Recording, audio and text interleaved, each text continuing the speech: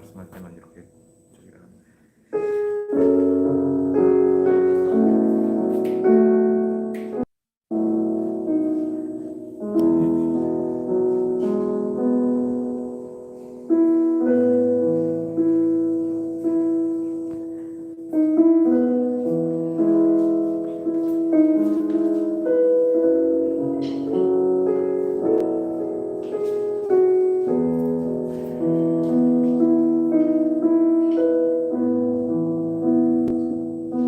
힘든 코로나 상황 속에서도 고난 속에서도 주님 붙잡고 온전히 서가는 믿음을 소망하며 찬양을 부르겠습니다. 아멘. 좌절과 절망 속에서 좌절과 절망 속에서 마음이 무너질 때 내 손 잡아주신 주의 은혜 날 세우시네 내 몸으로 이끄시네 고난과 아픈 손 날 강하게 하시네 날 강하게 하시네 주의 선하심을 바라보며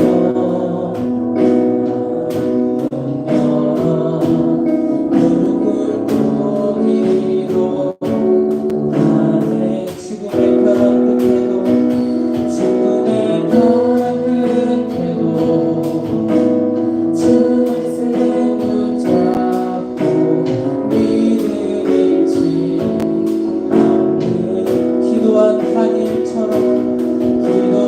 다니엘처럼 주 약속 믿으며 온전히 다시 한번 고백하시겠습니다. 좌절과 절망 속에서 좌절과 절망 속 마음이 무너질 때 무너질 때 계속 잡아주신 주의 은혜 날 세우시네 내 몸으로 이끄시네 고난과 아픔 속에서 고난과 아픔 속 주께서 날 강하게 하십니다. 강하게 하시네 주의 선하심을 바라보며 마음은 열어 무릎 꿇고 기도 죽음의 벼랑 끝에도 죽음의 벼랑 끝에도 주 말씀 붙잡고 믿음 잃지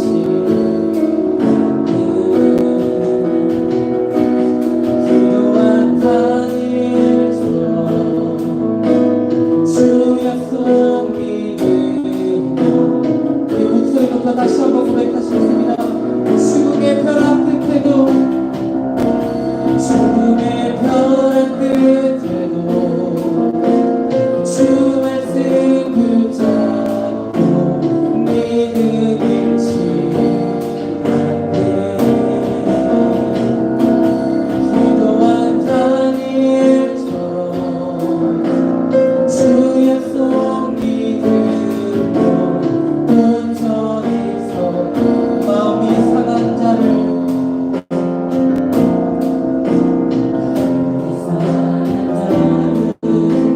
고치시는 주님 하늘의 아버지 주가 나서서 지금 길로 인도하사 자유케 하소서 세례가사 그게 의에 죽이고 목이 마르니 목이 마르니 성령의 기름 부으소서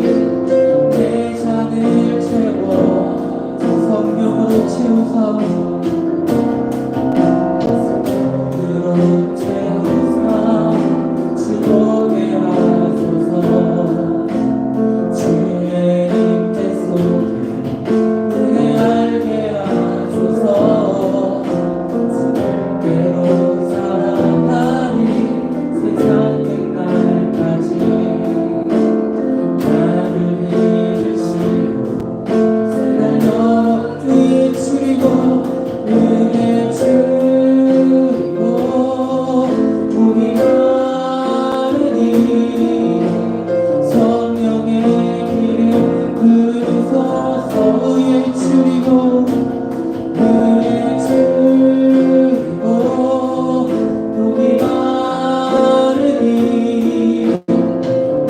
다시 한번 의에 주리고 목이 마르니 의에 주리고 목이 마르니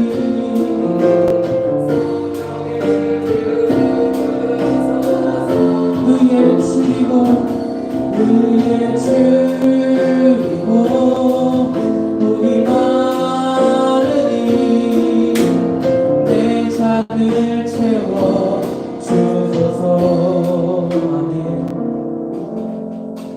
성령의 불이 임하여 열방에 복음 증거하는 자가 되길 소망하며 힘차게 찬양하겠습니다. 할렐루야. 아멘.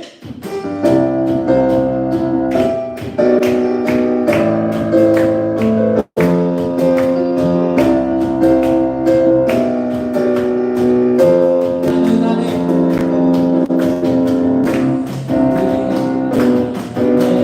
내가 살아가는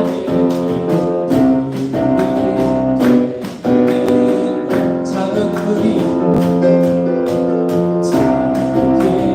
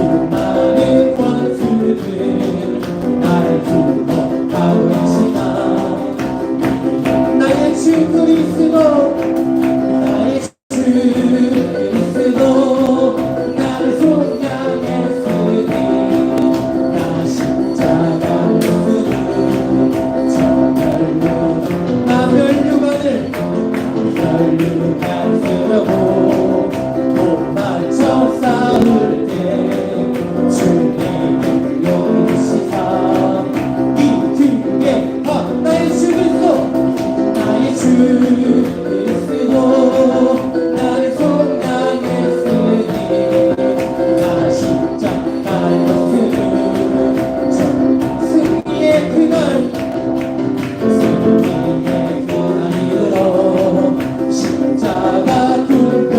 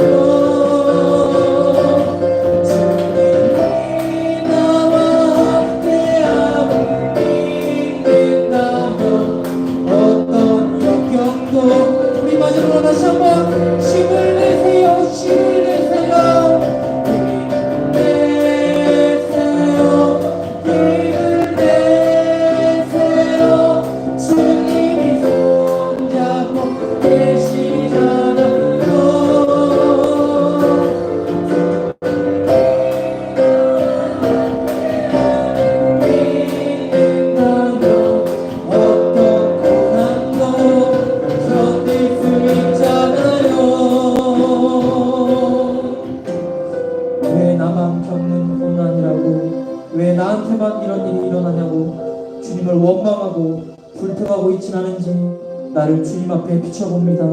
어떠한 상황에도 주님이 나와 함께 하심을 잃어버리지 않고 주님의 은혜 아니면 난 설 수 없음을 고백하게 하시고 예배 가운데 나의 모든 짐을 내려놓고 주님께서 나의 마음을 만져주시고 위로해달라고 주님의 이름 한번 부르고 다 같이 기도하겠습니다. 주여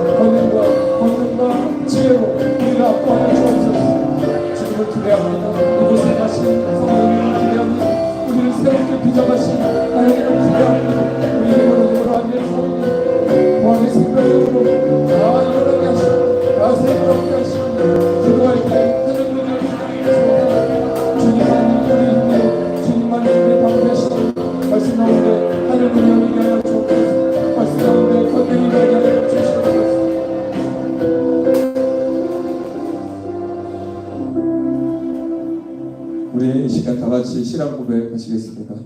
전능하사 천지를 만드신 하나님 아버지를 내가 믿사오며 그 외아들 우리 주 예수 그리스도를 믿사오니 이는 성령으로 잉태하사 동정녀 마리아에게 나시고 본디오 빌라도에게 고난을 받으사 십자가에 못 박혀 죽으시고 장사한 지 사흘 만에 죽은 자 가운데서 다시 살아나시며 하늘에 오르사 전능하신 하나님 우편에 앉아 계시다가 저리로서 산자와 죽은 자를 심판하러 오시리라.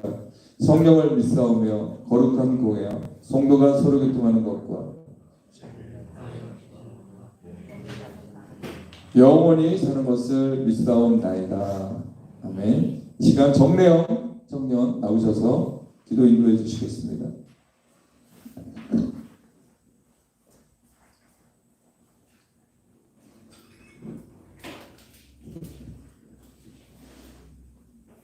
다 같이 기도드리겠습니다.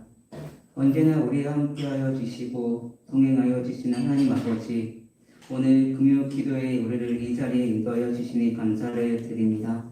지난 5일을 지내오면서 어떻게 살아왔는지 돌아보았을 때 하나님 곁에 서지 못하고 방황하며 지내면서 하나님 앞에 죄를 짓고 살아왔음을 고백합니다. 주님, 이 시간 찬양과 예배를 통하여서 우리의 모든 죄를 이 시간 회개하며 나아가오니 우리의 모든 죄를 용서하여 주시옵소서. 주님, 이 나라와 이 민족을 위해 기도합니다. 지금 코로나로 인하여 너무나도 힘들고 모든 사람들이 지쳐가고 있습니다. 주님, 우리나라를 사랑하여 주시고 불쌍히 여기시고 긍휼히 여기주셔서 코로나 바이러스가 하루속히 이 땅 가운데에서 종식될 수 있도록 도와주시옵소서. 또한 우리 한국교회가 다시금 한마음으로 주님께 회개하며 주님께 부르시며 기도하는 한국교회가 되게 하여 주시고 기도의 불씨가 한국교회에 타오르게 하여 주시옵소서. 주님, 행복한 교회를 위해 기도합니다. 이번 주일이면 우리 행복한 교회가 창립 28주년이 되는 날입니다. 28년 전 부천 이 땅에 행복한 교회를 세워주시고 지금까지 지켜주신 주님의 은혜에 너무나도 감사를 드립니다. 앞으로 행복한 교회가 더욱더 부흥하고 더욱더 발전하는 교회가 되게 하여 주시옵소서. 우리 행복한 교회가 많은 곳에 섬길 수 있는 교회가 될 수 있도록 우리 행복한 교회가 섬김의 도구로 써 주시옵소서. 늘 행복한 교회가 늘 말씀과 기도로 살아가는 교회가 되고 사랑이 넘쳐나는 교회가 될 수 있도록 도와주시옵소서. 주님, 하나님의 말씀을 전하시는 목사님 가운데 성령의 충만함으로 붙들어 주시고 하나님의 말씀을 통해 많은 은혜가 흐르게 하여 주시옵소서.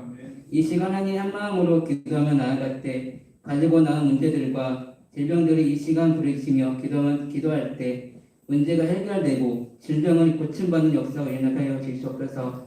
성령님께서 이 자리에 함께하여 주셔서 이 예배 가운데 성령의 충만한 역사가 일어나고 하나님 음성을 듣는 귀한 예배가 되기를 원합니다. 언제나 공평하신 하나님만을 의지하오며 예수님의 이름으로 기도를 드렸습니다. 아멘. 할렐루야. 주님의 이름으로 여러분 크게 환영합니다. 자, 우리 옆에 분들에게 인사 한번 나누겠습니다. 한 주간도 주님 안에서 수고 많이 하셨습니다. 자, 우리가 부활 찬스를 써야 된다고 했는데 여러분 계속 쓰고 계시죠? 승부수를 던진다라는 말이 있어요. 이렇게 승부를 모든 한 곳에 걸겠다. 내 인생 주님 앞에 다 드리고 또 승부처에서 승부수를 던져야 됩니다. 자, 그런 가운데 역사들이 일어나는데요. 자, 오늘 함께 나눌 말씀은 요한복음 20장 19절로 가보겠습니다. 요한복음 20장 19절에서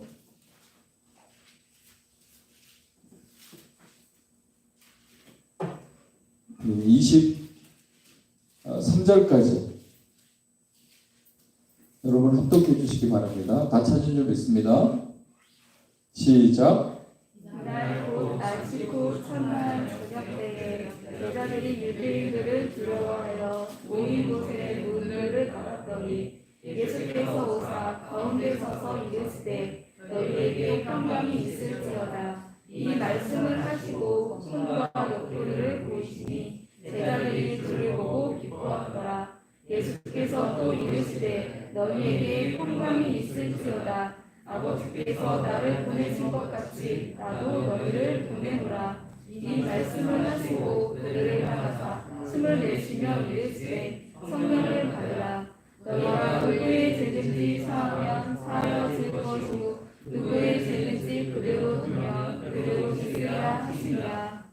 아멘. 제가 부활 설교를 계속 여러 번 이어가는 것은 예수님이 부활 후에 40일 동안이나 제자들을 찾아왔다는 거죠. 그 제자들이 갈팡질팡 우왕좌왕하고 있는 상황이었습니다. 그리고 심히 두려워하고 있었습니다. 자, 그 상태로 무슨 사명을 감당합니까? 우왕좌왕 갈팡질팡 하는데 무슨 찬양을 할 수 있고 무슨 기도를 할 수 있고 무슨 하나님의 뜻대로 살아갈 수 있겠습니까? 그래서 일단 그들에게 가장 필요한 것은 사명도 아니에요. 힘들고 지치고 실에 빠져 있는 두려움에 사로잡혀 있는 사람들이 무슨 예루살렘에 나가서 막 복음을 전할 수 있겠습니까? 그들에게 가장 필요한 것은 어떻게 보면 위로가 아니었을까요? 위로. 그래서 예수님은 그들을 위로하기 위해서 지금 오신 겁니다. 우리는 많은 사람들이 계산적인 걸 이렇게 갖고 있거든요. 그래서 자기에게 유리한 것들을 어떻게든 사용하려고 합니다. 그래서 고용주는 그 종업원들을 어떻게든지 안 놀리고 일 조금 더 시키려고 애를 쓰는 것이고, 또 이제 노동자들은 어떻게든지 좀 편하게 일하면서 월급을 받으려고 하는 그런 서로 머리 싸움이 있어요. 근데 예수님은 심리적 같은 거 안 합니다. 우리를 불쌍히 여기면 불쌍히 여겼지, 제자들과 그 여인들 앞에서 심리전을 해가지고 유리한 고지에 올라가서 리더십을 발휘하는 그런 예수님이 아니시죠. 일단 제자들과 여인들 모두가 다 지금 두려워하고 있습니다. 그리고 그 다음 미래, 그 다음 날 뭘 해야 되지? 이거 전혀 불가능한 거죠. 미래에 대한 계획도 세울 수 없었을 만큼 그들이 움츠리고 있었습니다. 자, 그렇기 때문에 40일이라는 시간이 필요했던 거예요. 40일. 40일이라는 시간 여러분 기억되시죠? 모세도 40일 올라가서 기도했고 예수님도 40일 시험을 받았죠.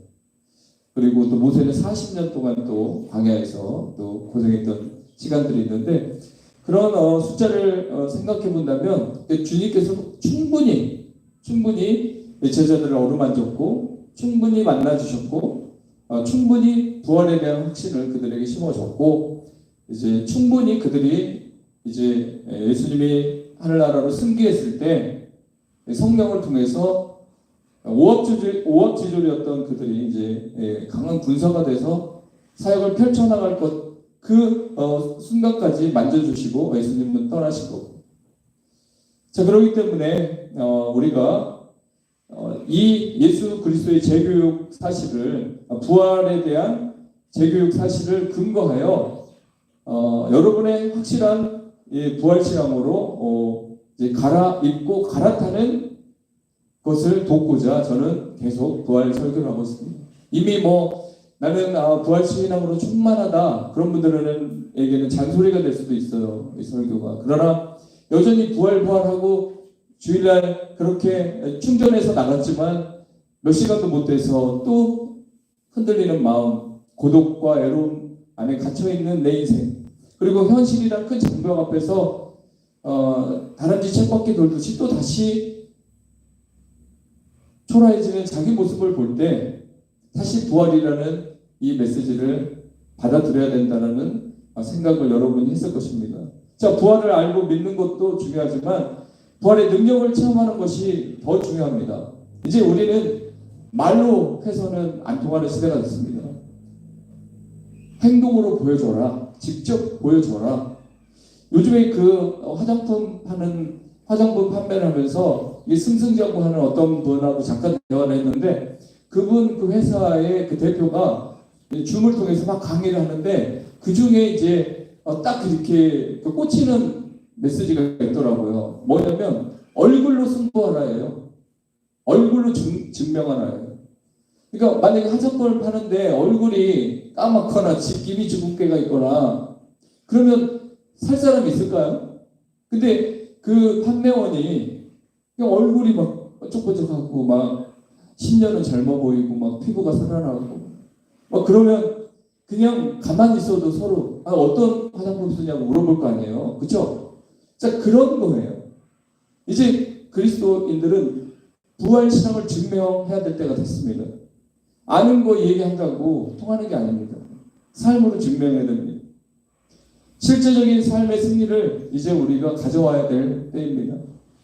오늘 제가 이제 목회자 기도 네트워크 클럽을 만들었어요. 그래서 이제 기도가 갈급한 분들 12분만 이렇게 모집해서 회원들을 12분 목사님이든 전도사님은 그런 분들을 모집해서 그분들의 어떤 기도 제목이 있을 때 비상사태라고 비상시에 기도 제목이 올라오면 무조건 12명은 즉시 그 자리에서 기도를 해야 되는 원칙이 있어요. 근데 여기에 이제 지금 6명만 들어와 있고 아직 6명은 가입되지 않은 상태인데 그 중에 이제 한 분이 그 열정은 뜨거운데 경제적인 어려움 때문에 이제 투잡을 합니다. 한 분이. 근데 또 건강한 몸이라서 뭐 이제 막노동하고 인테리어도 하면서 이렇게 하루에 뭐 나름대로 이렇게 일당을 받아갖고 오셨는데 사모님은 그걸 원치 않고 당신 열심히 기도했으면 좋겠다. 그렇게 이제 얘기하시고 또 우리가 뭐 솔직히 이제 얘기하는 거니까 누구라고 좀 밝히지 않으니까 그런 가운데 주식에도 손을 대고 하면서 왜냐하면 이제 뭐 이렇게 너무 경제적으로 어려우니까 기도만 하다가 그 어떤 상황에서 힘드니까 이제 주식에도 관심을 가지면서 이제 그런 분이 있었어요. 근데 이제 그분이 저한테는 직접 전화를 한 게 아니고 우리 같이 6명 중에 한 분, 친한 분에게 전화를 해서 며칠 전에 꿈을 꿨는데 자기는 꿈을 잘 안 꾸는데 정말 무서운 꿈을 꿨다는 거예요. 그래서 그 꿈이 뭐냐면 예수님이 나타났다는 거예요. 꿈에. 예수님이 나타나서 너는 왜 나를 십자가에 다시 못 박느냐 이런 메시지를 던지니까 이게 너무 힘든 거예요. 그 꿈을 꾼 이 목사님이 너무 힘든 거예요. 자기가 예수님을 안 사랑하는 것도 아니고 제가 예수님을 누구보다도 좋아해서 자기가 이렇게 세상에서 잘 살 수 있는 모든 걸 포기하고 신앙을 하고 이렇게 가난한 가운데서 살아가는데 근데 왜 예수님이 자기를 십자가에 못 박는다고 꿈에서 이렇게 너무 이렇게 확실하게 보여주었을까 이제 생각하고 고민하고 있는 얘기를 저한테 이제 한 분이 대신해서 이제 가르쳐 줬어요. 근데 저는 이제 그 꿈이라는 게 그래요. 본인이 그 꿈을 꾸고도 해석이 안 되고 주님이 나에게 뭘 원하는지 모르면 뭐 또 재차 하나님이 또 뭐 어떤 사인을 보내시겠죠. 그리고 또 어떤 분에게 그 꿈이 이제 알려지면 그분이 그 꿈을 듣고 하나님 뜻은 이런 것 같습니다라고 권면할 수도 있겠죠. 근데 또 하나가 있어요. 꿈을 향한 꿈을 통해서 하나님이 말씀하시고자 하는 게 뭐냐?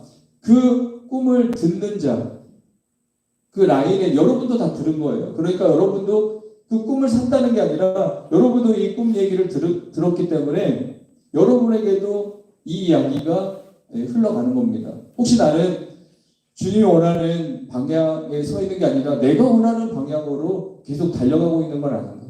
어떤 분이 그런 표현을 자주 쓰는 걸 봤어요.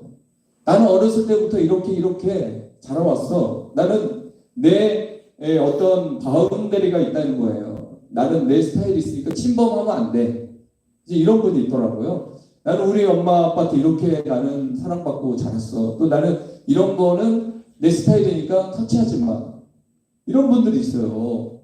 근데 이게 좋은 건가요? 나름대로 프라이버시는 인정해 줘야 되겠죠. 근데 이제 어떤 공동체 안에서 가정 안에서 그걸 주장하게 되면 어떻게 되겠어요? 여러분. 그러면 그 상대방 그걸 듣는 그 사람도 나도 이런 프라이버시가 있어. 그럼 우리는 다 따로 살아야 되는 거예요. 여러분 교회 안에서도 마찬가지예요. 나는 이런 스타일이니까 날 건드리지 마. 난 이런 스타일이니까 자극하지 마. 물론 자극하면 안 되죠. 물론 괴롭히면 안 돼요. 프라이버시를 함부로 우습게 보고 하면 안 되겠죠. 지켜줘야 되겠죠. 근데 그런 사고는 아주 위험한 겁니다. 주님 앞에도 그런 식으로 가거든요. 주님, 난 이 정도는 순종할 수 있어요. 난 이 정도는 할 수 있어요. 근데 이런 부분은 터치하지 마세요. 자기는 그렇게 안 한다고 해도 삶은 그래요. 주님이 터치하고 싶어도, 주님이 그 부분에 대해서 대화 좀 해보고 싶어도 이건 터치하지 마세요. 자식도 터치 못해요. 남편도 아내도 그래서 이런 거 터치 안 하는 거예요. 그냥 프라이버시예요. 터치하지 마세요. 이런 상황에까지 가는 사람들이 생각보다 많다는 것을 저는 발견합니다. 왜냐하면 지금 제가 말하는 목사님도 마찬가지고 이 꿈 얘기를 듣는 여러분도 마찬가지예요. 나는 주님을 정말 사랑한다. 그리고 나는 주님 때문에 가장 귀한 것도 내가 잘 살 수 있었던 그 시절에 젊었을 때 그런 거 다 내려놓고 이렇게 달려왔다. 근데 주님은 그런 거 다 인정해 주는 거예요. 하지만 가장 중요한 건 지금이에요. 현실이라고. 지금 그런 고난이 와도 내가 뭐 돈 한 푼은 없어도 지금도 주님을 신뢰하고 주님이 명령하면 오늘 본문에 나오잖아요. 내가 널 보낸다. 두려워 떨고 있는데 주님이 말씀하신 거예요. 내가 너를 보낸다. 아버지가 나를 보낸 것처럼 나도 너희들을 보낸다. 세상에 보낸다. 주님은 우리를 이제 제자고 사도로 인정하시고 우리를 보냅니다. 근데 이제 내 스타일을 고집하면 그 보냈을 때 거기에서 또 다시 문제가 생기기 시작해요. 스타일을 고집하면 내 스타일, 프라이버시 이런 거 계속 주장하면 내가 가지고 있는 스타일의 어떤 노선, 신앙의 노선 이런 것들 좀 다 나 좀 감안해 주죠. 내 그런 것도 좀 다 챙겨 주죠. 양보가 없어요. 타협점이 없어요. 그렇게 될 확률이 큽니다. 그러면 우리가 잘하는 것 같아도 주님 마음 아프게 할 수 있어요. 아까 그 목사님도 주님 앞에 정말 잘하는 것 같아도 주님이 왜 너는 나를 십자가에 다시 못 박느냐? 왜 나에게 고통을 주느냐? 이해가 안 가는 거죠. 물론 꿈을 잘못 꾸는 것도 꿀 수도 있고 아니면 해석을 또 잘못할 수도 있고 뭐 그런 게 있겠지만 제가 말씀드리고 싶은 거는 이 부활을 통해서 우리에게 확실한 하나님께서 사명을 줄 때는 이제 우리가 이전의 어떤 실패자의 모습도 아니에요. 이전에 이제 뭐 십자가에서 다 도망가 버린 그런 어떤 초라한 어떤 그 모습에서 이제 시작하는 게 아니에요. 주님이 승리하신 그 승리를 가지고 우리가 싸우는 거고 주님이 이기신 그 승전을 우리가 이어가는 거죠. 그렇기 때문에 다시 한번 여러분들에게 말씀드리고 싶은 건 부활 찬스를 사용할 때 내 스타일을 고수하면서 부활만 갖다가 붙이게 하지 말라는 거예요. 그건 하나님을 다시 십자가에 못 박는 죄가 될 수도 있어요. 아니 이렇게 해도 하나님 날 사랑하지 내가 이런 스타일로 신앙생활 해도 하나님은 여전히 나에게 복을 주겠지 착각입니다. 절대 그런 거 없어요. 안타까워하고 바라보는 거지 그런 분들한테 잘한다. 아우 잘한다. 신앙생활 아주 잘한다. 정말 잘하고 있네. 그렇게 사실은 주님이 칭찬하는 게 아니에요. 근데 여러분 제가 서두에 이런 얘기를 했지만 오늘 본문을 통해서 여러분들은 위로를 다시 받을 수밖에 없습니다. 자, 예수께서는 평강이 있을지어다를 총 보니까 3번을 했어요. 제자들을 만나서 평강이 있을지어다 3번을 반복해서 선포했습니다. 이로써 제자들에게는 자신의 실제적인 임재를 확인시켜 줌으로써 제자들이 이제 안심하게 됩니다. 결국 주님의 찾아오심과 주님의 나타나심은 제자들의 신앙과 헌신과 소망을 새롭게 하고 다 끌어올렸어요. 그러니까 주님이 다 하신 거예요, 결국. 왜냐하면 제자들이 스스로 일어설 수 있는 힘도 없었고 어떤 뭐 기획을 하고 그런 것도 도저히 할 수 없을 만큼 그들은 갇혀 있었고 굳어 있었어요. 근데 주님이 찾아오시고 나타나 주셔서 그들의 신앙과 헌신과 소망을 완전히 새롭게 하고 기울어져 있던 모든 신앙을 다 다시 세워 놓으셨습니다. 또한 그들이 받은 제자로서의 사명을 새롭게 하였습니다. 자, 부활은 흩어져 있는 모든 것들을 제자리로 이동시키고 모든 것을 새롭게 시작할 수 있는 힘을 부여했습니다. 만일 부활이 없었다면 제자들이 예수 이름으로 선교하는 데 있어서 원동력이 될 만한 요소가 거의 없었어요. 그러니까 그들이 이 정도 다운됐어. 이 정도 지쳐있어. 이 정도로 시무룩해.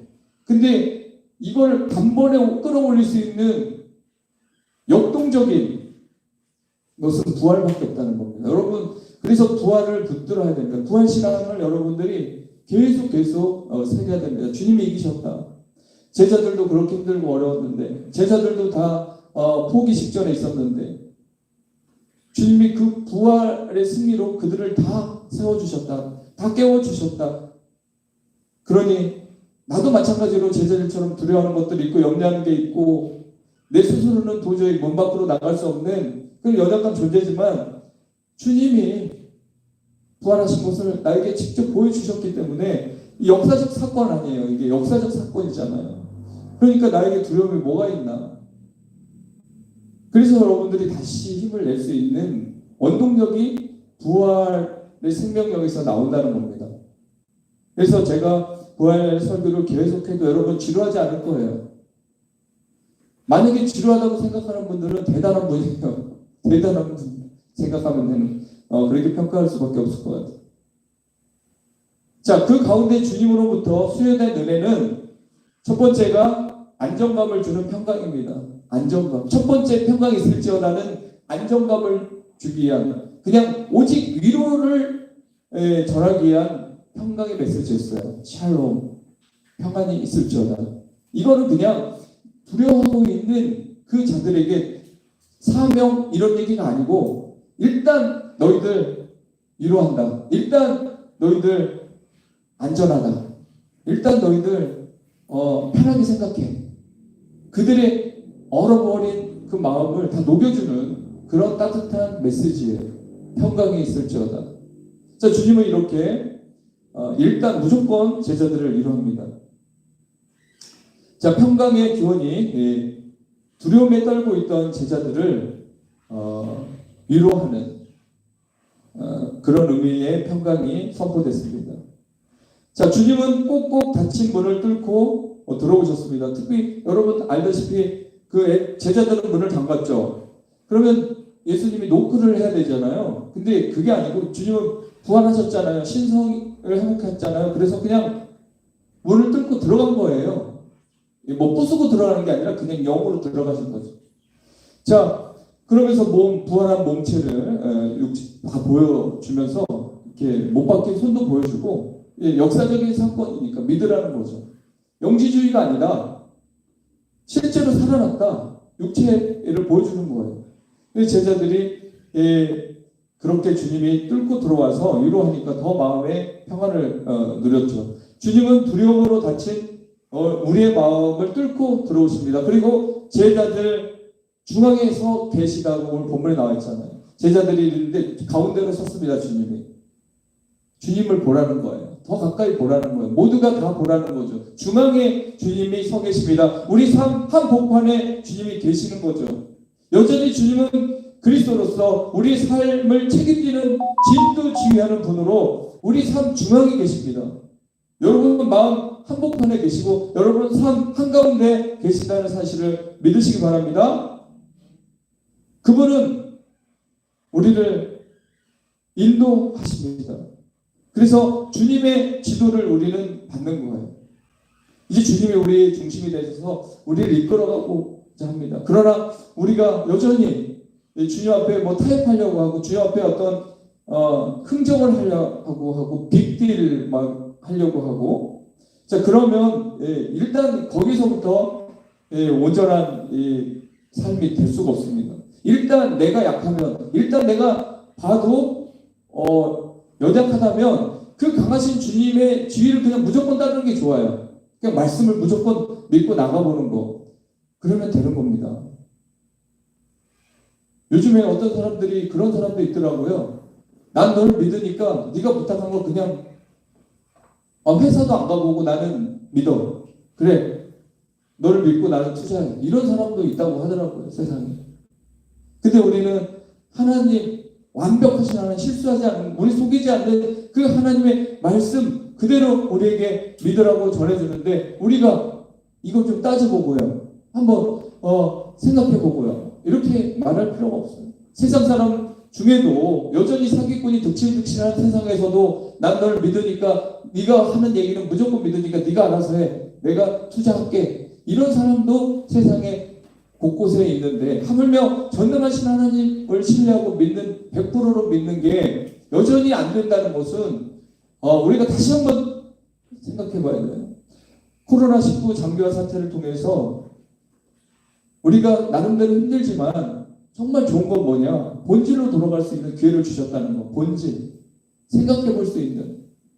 믿음이 진짜 내 믿음이 이 환난 날에 충분히 이 환난 날을 뛰어넘을 수 있는 믿음이었는지 현장에서 직접 확인해 보고 고난, 이 정도 고난 내가 이겼다고 치는데 이 정도의 테스트, 이제 하나님이 더 큰 테스트를 우리에게 주었을 때 진짜 그 링 위에서 내가 싸울 수 있는 믿음이 있는지 버틸 수 있는 신앙의 맷집도 있는지 한번 우리가 이 코로나19를 통해서 다 확인해 볼 수 있는 거예요. 우리 행복한교회 성도들의 믿음 또한 스스로 검증하고 스스로 확인해 볼 수 있는 기회가 주어졌어요. 그리고 우리가 생각했던 자본주의에 물들었던 성공 제일주의, 애모 지상주의 그런 거에 어느 정도 내가 파묻혀 있었는지 근데 거기에서 우리가 헤쳐나올 수 있는, 헤어나올 수 있는 모든 것을 주님이 코로나19를 통해서 다시 한번 생각하게 된 거죠. 많은 목사님들의 로망, 꿈이 뭐였습니까? 모두가 거의 100%가 큰 교회였어요. 그리고 지나가는 사람들 어떻게든지 전도해서 교회 앉히는 게 그래서 숫자가 많아지는 게 진짜 꿈이었어요. 저도 그랬고요. 그것을 오매불망 그리워하고 바랬던 거죠. 근데 지금 와서 보니까 주님이 원했던 건 그냥 사람 갖다 앉히고 나름대로 이제 세례도 받게 하고 하지만 그게 아니었던 거예요. 주님이 진짜 원했던 건 신앙 성숙이었어요. 성장이었어요. 진짜 크리스찬이었어요. 믿음의 사람 진짜 되는 거였어요. 근데 그런 부분은 중요하지 않았어요.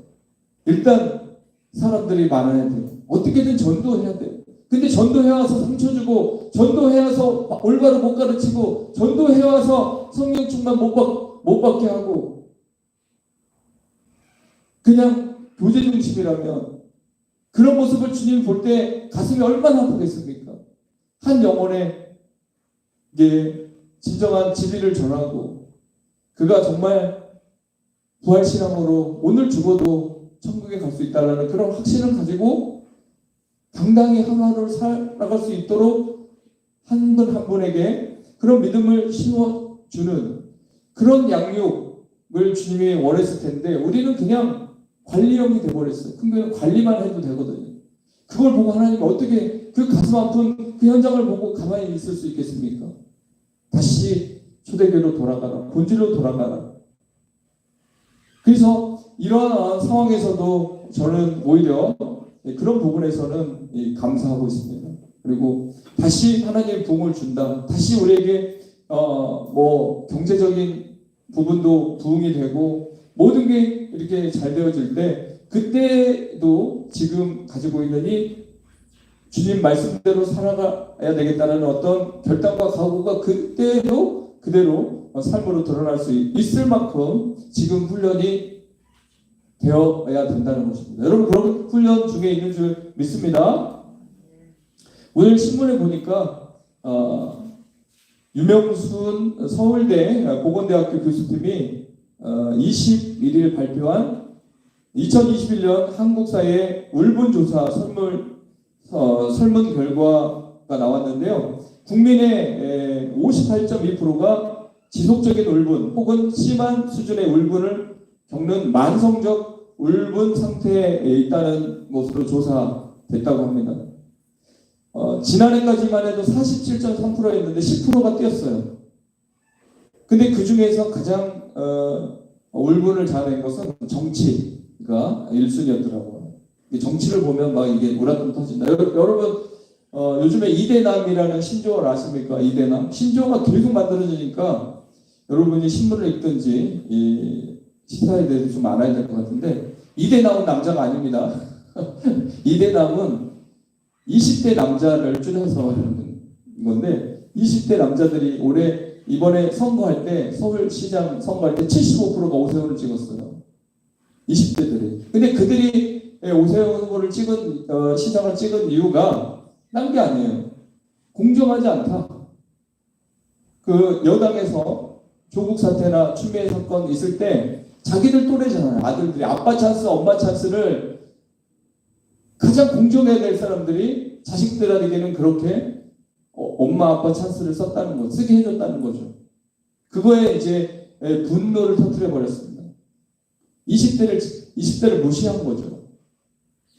그래서 그들이 75%나 이렇게 찍었는데 이제 그들의 삶 속에 뭐가 있냐면 엄마 아빠 삼촌 시대에는 뭐 고등학교 나오고 중학교만 나와도 일자리가 있어서 성공할 기회가 있었고 사업을 할 수 있는 기회가 있었고 또 열심히 벌면 저축을 하면 집을 살 수 있는 작은 집이라도 사서 이렇게 단칸방에서부터 시작해서 방 2칸 뭐 전세에서 이제 집 사는 그런 꿈을 가지고 열심히 일할 수 있었는데 지금 20대에는 10억대 아파트를 어떻게 돈 벌어서 사냐고요. 20대 애들은. 그러니까 이제 너무 이제 저희 시대하고도 완전 다르죠. 요즘에 또 Z세대가 나왔잖아요. 자, 그런 상황에서 20대의 울분, 또 30대, 40대의 울분, 50대, 60대의 이런 울분, 또 이제 50대, 60대들은 그런 또 시대가 바뀌어버리니까 나름대로 자기들은 밑바닥에서 맨날 그냥 상사가 시키는 대로 하고 그냥 뭐 퇴근도 이렇게 눈치 봐서 제대로 못하고 그냥 야근하고 이랬는데 요즘 애들은 그냥 무조건 이제 자유롭게 가는 걸 보면서 나 때는 이게 남아있어요. 그래서 이게 또 스트레스예요. 그러니까 어느 세대든지 간에 그 만성적 울분이 있고 분노 장애가 있잖아요. 요즘에 얼마나 분노 표출이 심합니까? 이런 가운데 주님께서 여러분에게 정말 믿음의 사람들에게 평강이 있을지어다. 위로가 있을지어다. 일단 위로한다. 그 나중에 따지더라도 먼저 위로한다.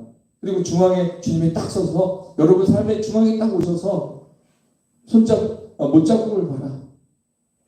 그런 가운데 위로해 주는 거예요.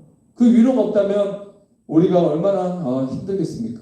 자, 이 위로가 통하기 시작합니다. 이 위로를 받은 제자들이 이제 눈빛이 달라지고요. 마음문이 열리기 시작합니다. 진짜 주님 살아나게 다시 이제 눈으로 봤습니다. 귀로만 들었는데 눈으로 본 거예요. 이제 직접 봤기 때문에 또 이게 유령인가 아닌가 하면 그 사람은 진짜 의심이 많은 거겠죠. 제자들이. 이제 그들은 이제 피할 수 없어요. 주님 직접 부활한 거를 주님이 목소리로 또 그 모습으로 확실하게 보여줬고 그들 혼자 있을 때가 아니라 다 있을 때 물론 아직 도마는 아직 없었지만 이 자리에 없었지만 다 거의 다 있는 가운데서 주님이 평강이 있을지어다 이렇게 선포했습니다. 두 번째 환난 날에 맞설 수 있는 평강을 선물했어요. 두 번째 평강은 환난 날에 맞설 수 있는 평강입니다. 여러분 이 평강해야 마음이 편해야 하루가 즐겁습니다. 요즘에 왜 운전하다 보면 사람들이 이게 도끼가 있냐면 집에서 많이 싸우는 거예요. 그리고 회사에 스트레스를 받는 거예요. 그러니까 누가 툭 찌르면 소리 지르게 돼 있어요. 누가 살짝만 약 올리면 분노가 폭발할 정도예요. 사람들이 이게 분노 게이지가 아주 이렇게 가득 차 있거든요. 그러니까 눈빛만 봐도 막 싸울 것 같은 거야. 뭔 불만이 그렇게 많은지. 가정에서 행복해야 되거든요. 근데 가정에서부터 경제적인 문제부터 부부 불화 이런 것들이 있다 보니까 사람이 그냥 기가 푹 죽어서 살아. 그리고 그런 걸 분노가 이제 쌓이니까 폭발하게 되죠. 누군가에게 이렇게 폭발하면 사고가 나는 거예요. 근데 그만큼 그런 부분에서 안정감이 없는 거죠. 그러나 주님께서 그런 시대에 우리에게 위로한 다음에 다시 평강을 선물하면서 우리를 이제 두려워하는 우리에게 다시 평강을 선물하면서 잔잔한 감동을 주면서 세상으로 내가 너희를 보낸다라고 파송 선포를 하게 됩니다. 만약에 처음부터 있는데 와서 내가 너를 보낸다 하면은 제자들이 놀랐을 거예요. 왜냐하면 나갈 힘도 없고 제자로 살 자신도 없고, 그런데 처음부터 내가 너를 보낸다 이러면 얼마나 놀랐겠어요. 그러나 위로해주고 평강을 선물하고 그 마음에 안정감을 다시 되찾았을 때 네가 태어난 이유, 내가 부활해서 너희를 찾아온 이유에 대해서 이제 말씀하기 시작하는 거예요. 그 이유가 뭐예요? 내가 너를 보낸다. 아버지가 나를 보냈다. 하나님은 하늘의 높은 곳에 있다가 밑으로 내려오셨어요. 그렇죠? 높은 곳에 계셨던 분이 낮은 곳에 오셨죠. 제자들에게도 마찬가지예요. 예루살렘에서 어떤 좌의정 우의정 하려고 하고, 예루살렘에서 어떤 예수님 왕이 되면 자기들도 한 자리 하려고 했던 그 높은 사고에서 이제 밑바닥으로 다시 내려가는 거죠. 죽어가는 영혼들이 살아가는 그 세상 속 낮은 곳으로 너희들이 침투해서 거기에서 이제 성령님과 전략적인 사역을 통해서 하나님 나라를 확장시켜라, 킹덤 빌더의 삶을 살아가라고 주님께서 파송합니다.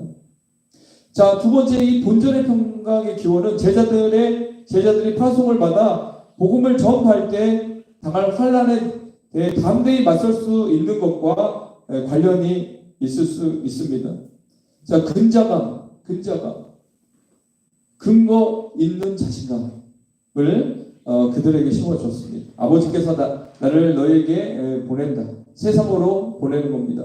패배했던 그 자리에서 다시 이기라. 트라우마, 그리고 생각하기도 싫은 그런 그쪽을 향해서 다시 이제 가서 싸워서 승리해서 그 전에 있었던 그 모습을 다 지워버리고 패배자의 모습이 아닌 이긴 자, 승리자의 모습으로 그곳에서 다시 우뚝 서보라는 겁니다.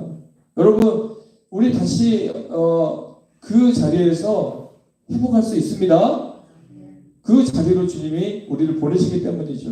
다시 기쁨과 평안과 확신으로서 곧 받을 골방을 박차고 나가라는 것입니다. 기쁨과 평안과 확신을 가지고 이제는 그 골방에서 박차고 나가라는 거죠. 여러분, 그 갇혀있는 방향에 있으면 답답하잖아요. 이건 뭘 상징하죠? 자기 사고에 갇혀 있어요. 그 환경에 갇혀 있어요. 숨통이 막히기 시작해요. 그러면 근데 그때 박차고 나가야 되는 거예요. 찬송을 부르면서 그 순간 이겨내야 돼요. 분노의 생각, 왜 나만 겪는 고난이냐고, 그리고 나를 이렇게 대해도 되는 거냐고, 상대 탓, 남 탓, 환경 탓 하면서 그게 계속 쌓이면서 분노 기지가 올라가는 그런 상황에서 우리는 박차고 나가야 됩니다.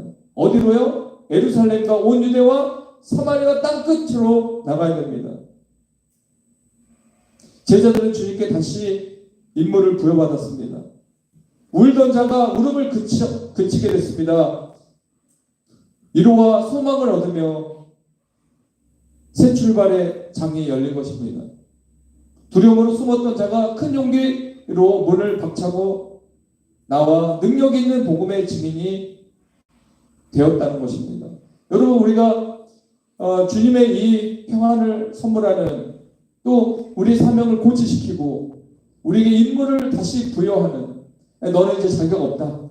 한번 시켜봤더니 영 아니야, 인간 냄새 풀풀 나고, 한번 시켜봤더니 제대로 하는 게 없어. 그래서 안 돼. 너는 탈락이야. 이게 아니라 다시 임무를 부여하는 거야. 근데 이번에도 너희들은 힘이 없어. 이번에도 너희들이 스스로 하면 또 마찬가지야.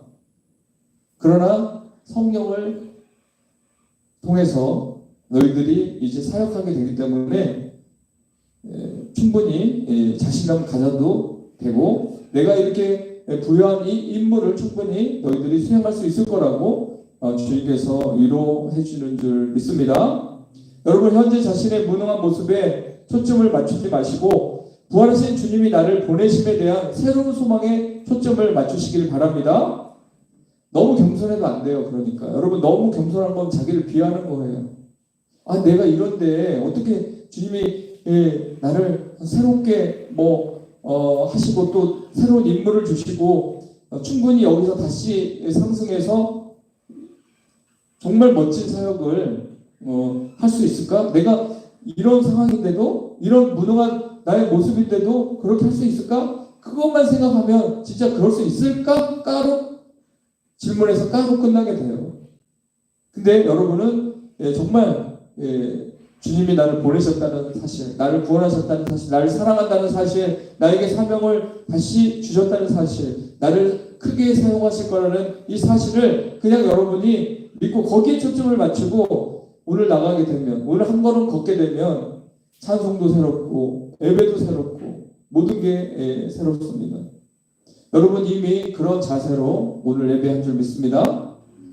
끝으로 아까 제가 말했던 그 화장품 영업하는 그분 노트에 또 하나가 있었는데 이렇게 써 있는데 그걸 봤어요. 자세와 태도가 모든 것을 가름한다. 그러니까 자세와 태도, 내가 이 일을 하는 자세와 태도, 영업을 하려고 하는 그 목적에 부합하는 나의 어떤 태도, 자세. 그래서 물어보니까 그 대표는 그런데요. 주모로 뭘 하다가도 이렇게 보이잖아요. 똑바로 듣느냐, 아니면 고개 숙이고 있느냐, 왔다 갔다 하느냐, 그러면 그 사람 딱 꺼버린대요. 나가라고.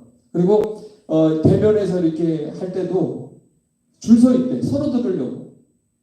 근데 늦게 온 사람들은 밖에서 막 서성인데 들어가고 싶은데 늦어가지고 못 듣게 하는 거야. 왜냐면 이게 좀 어떻게 보면 권위 의식을 가진 사람들, 옛날 그런 어떤 사람들의 어떤 폐해로 이렇게 여러분들이 생각할 수는 있어요. 그러나 가끔씩 주님은 분명히 자세와 태도를 보시거든요. 여러분이 편안한 걸 좋아하는 자세와 태도를 하면은 고난을 이길 수가 없습니다. 도전 정신을 가지고 예배를 하고 또 적극적인 자세를 가지고 예배 드리는 그 자세 위에 여러분의 삶의 변화가 있는 거지. 이 자리가 편하니까, 예를 들어 뒷자리가 편하니까, 그냥 나는 내가 느낄 때 이 자리가 제일 편하니까 그런 생각으로 해서는 안 되는 거예요. 그런 생각이 오면 어떻게든지 그 편한 것을 헤쳐버려야 됩니다. 그 독수리 새끼가 편안하게 있는 걸 못 보잖아요. 독수리인데, 명색이 독수리인데 그렇게 편안하게 있으면 되겠어요? 다 그냥 걷어버려요. 그 어미가. 그러면 가시가 남아요. 그 가시에 찔리는 거예요. 그리고 밀어버리잖아요. 그 낭떠러지 새끼를. 그러면 떨어지면서 나는 거예요. 그때 이제 독수리 어미가 낚아채는 거죠. 어떻게 보면 너무 지독한 훈련 아닌가 이렇게 볼 수 있지만 주님은 우리에게 자세와 태도, 정말 부활한 자의 그 눈빛인가, 부활 신앙을 가진 자, 부활 생명력을 가진 자의 모습인가, 그런 사람이 저렇게 안전만 원하고 평안한 것만 원하고 어떻게 부활 신앙을 가진 사람이 저렇게 그런 태도를 가질 수 있을까? 그래서 우리가 스스로 내가 이렇게 하는데도 아무도 나를 지적해 주지 않고 내가 그렇게 안전하게 가려고 하고 대충 가려고 하는 그런데도 아무도 지적 안 해준다. 그러면 다 같은 사람들이에요. 도전 정신을 심어줘야 됩니다. 그리고 그런 부분에 대해서 자세한 태도를 바로 하라고 말해줘야 됩니다. 왜냐? 우리는 독수리같이 귀한 존재잖아요. 그리고 하나님이 이제 우리를 세상에 보내잖아요.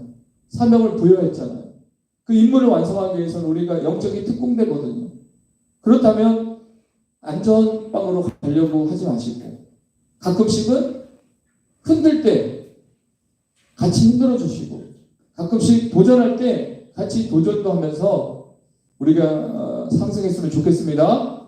오늘 이 두 가지만, 한 가지의 평강은 무조건 위로의 평강, 지친 사람에게 무조건 안아주시는 주님의 그 평강이고, 두 번째 그 평강이 있을지어다는 이제 완전한 그 평강이 가슴에 영혼에 스며들어 와서 안정됐을 때 이제 사명이 부여된다는 거예요. 그러면 그 사명을 가지고 우리는 도전해야 된다는 것입니다. 이제는 부활 신앙의 정신과 부활신앙의 자세, 태도를 가지고 이제 우리가 도전하면 되는 것입니다. 도전하는 자가 또 주님의 도움을 받고 도전하는 자가 앞서가게 되는 것입니다. 우리 행복한 가족 여러분들, 또 이 자리에 계시고 가정에 예배드리는 여러분들 모두가 다 이 평안을 경험하고 또 그 평안 속에서 주어지는 사명을 받아들이고 그 사명을 통해서 이제 두려움, 어둠의 골방에서 박차고 나아가 정말 강하고 담대한 모습으로 승리자의 삶을 살아가는 그 모습이 있기를 간절히 축원합니다. 이 시간 우리 찬양하고 기도하는 시간을 갖겠습니다. 아무것도 두려워 말라, 주 너의 하나님이 함께 하십니다. 이 찬양 부르고 우리 기도할 때 2000년 전에 제자들을 찾아와서 이루하신 하나님 예수님, 지금 우리를 찾아와서 이 자리에서 여러분을 위로합니다. 여러분이 안정감을 얻을 때까지, 여러분이 이제 충분히 쉬고 충분히 새 힘을 얻을 때까지 평강이 있을지어다. 평강이 있을지어다. 주님은 100번, 1000번도 할 수 있습니다. 여러분을 사랑하기 때문에. 그렇게 해서 여러분의 마음에 평강이 들어오고 여러분 안에 또 기쁨과 확신이 들어올 때 그때 주님이 임무를 부여하고 그 임무를 부여받은 우리는 감격스러운 모습으로 이제 직진, 전진하게 되는 것입니다. 하나님, 오늘 이 말씀처럼 기도할 때 평강을 주시고 오늘 이 말씀에 나온 것처럼 저에게 새로운 사명의 임무를 부여해 주시고 그 가운데 성령을 통해서 나 힘으로 능으로 되지 않고 성령을 통해서 이제 도전하고 나갈 때 하나님 놀라운 일들이 우리 삶에 있게 해달라고 찬양하고 기도하겠습니다.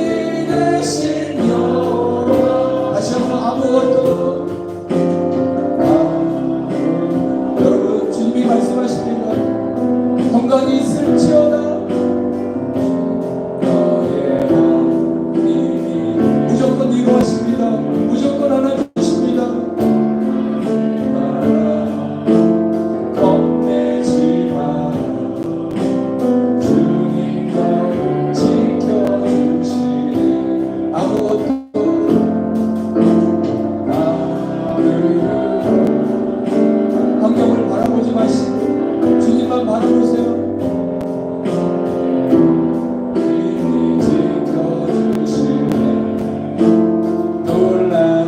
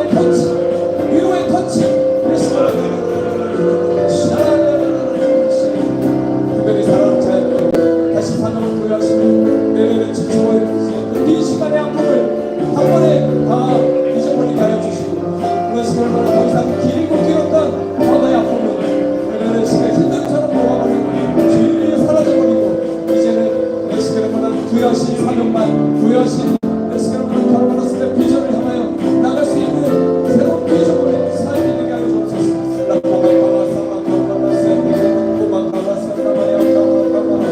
우리가 무엇을 두려워하리요 우리가 무엇을 무서워하리요 내 시간마다 군대가 지칠지라도 우리가 두려워하지 않는 것은 주께서 우리 함께 하시기 때문입니다.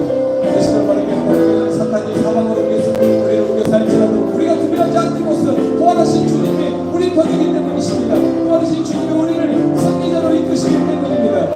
내 시간마다 개마다 기도할 때마다 능력 주시고 기도할 때마다 위로해 주시고 기도할 때마다 만나주시고 나만의 개마다 시간마다 개마다 산다라 바라카메 기도 바라마다 바라사라마 이라마 바마라 산다라 개마 산다라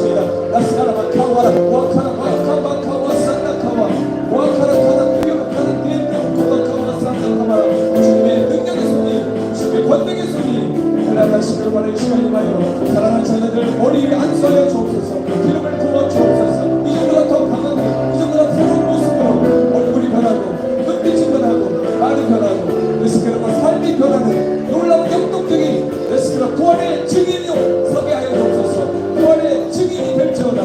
레스케라가 가만시오마를 잡아쓰나마를 이곳저곳에서 레스케라마를 가만쓰나마를 생명적인 삶이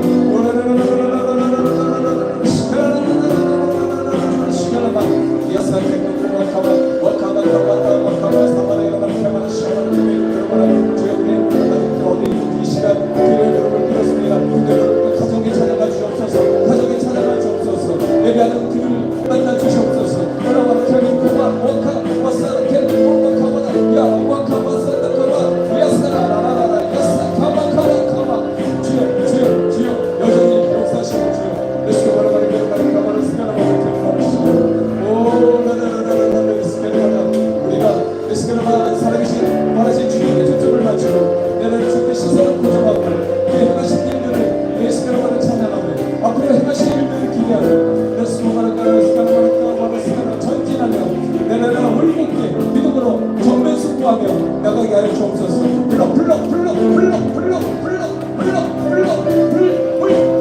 성경의 불 레스케라마를 레스케라마를 가만히 쓰나마를 여전히 살아계신 성경의 불 사막의 불 새로운 불 신학의 불 내 가만히 머리 시작머리 시작머리 내려내는 어둠을 비추는 불 내 시작머리 가만히 시작머리 가만히 시작머리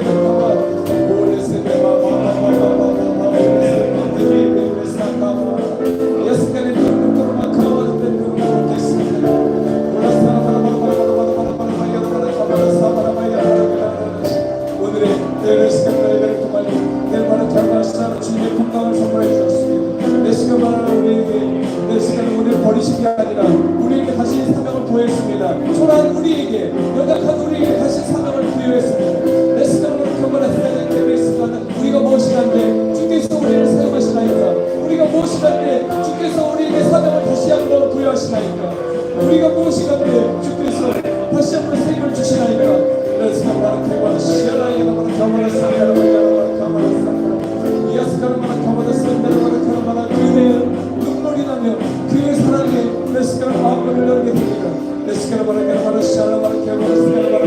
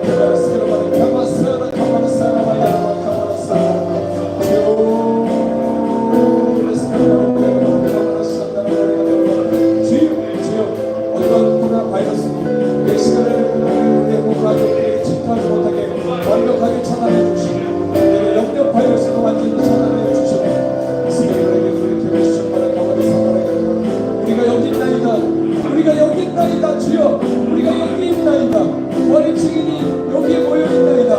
부활의 증인들이 사명을 다시 부여받고 이제 다시 새롭게 출발합니다.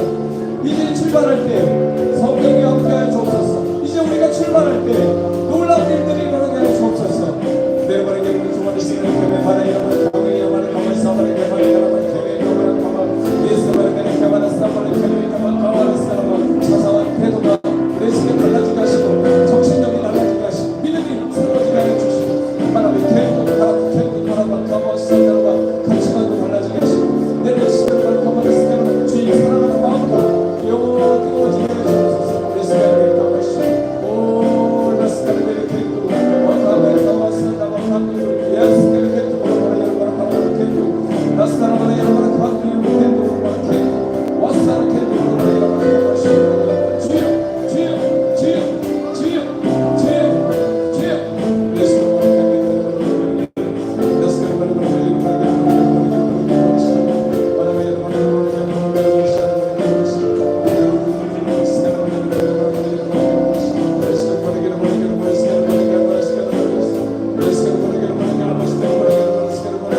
주님은 나의 산소 주님은 나의 산소 주님은 나의 요새 주님은 나의 소망 나의 힘이 되신 여호와. 사랑의 주님, 그렇습니다. 나 같은 죄인도 용서받을 수 있나요? 나 같은 죄인도 쓰임받을 수 있나요?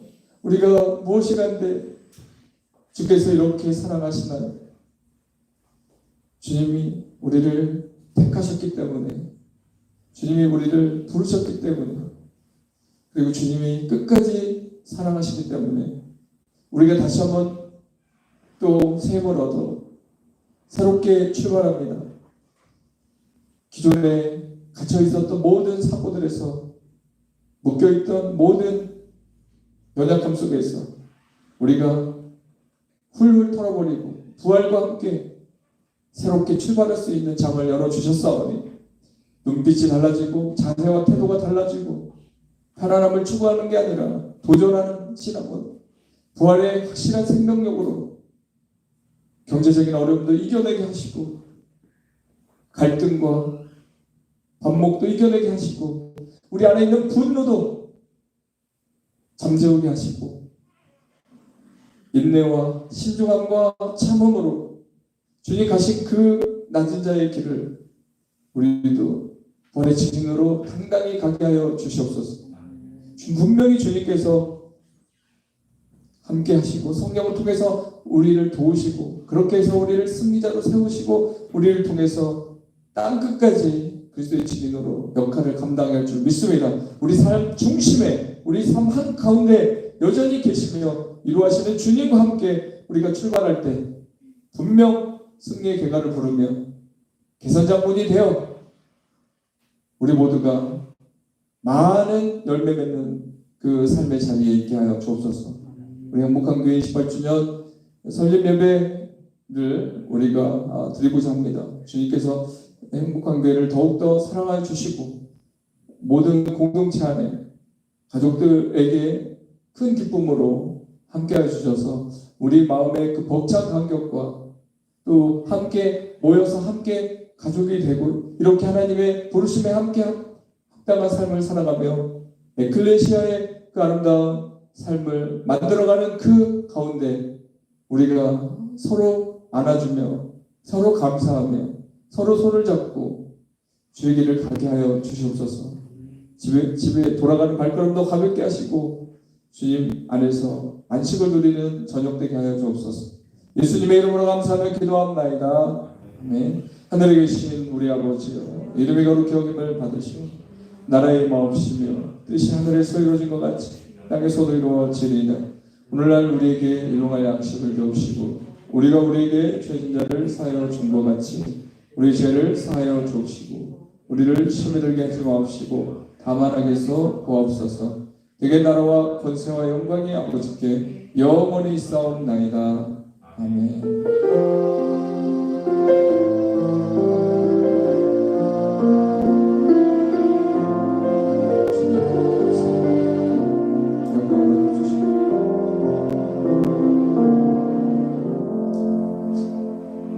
하나님께 영광의 박수 올려드리겠습니다. 할렐루야. 승리하셨습니다.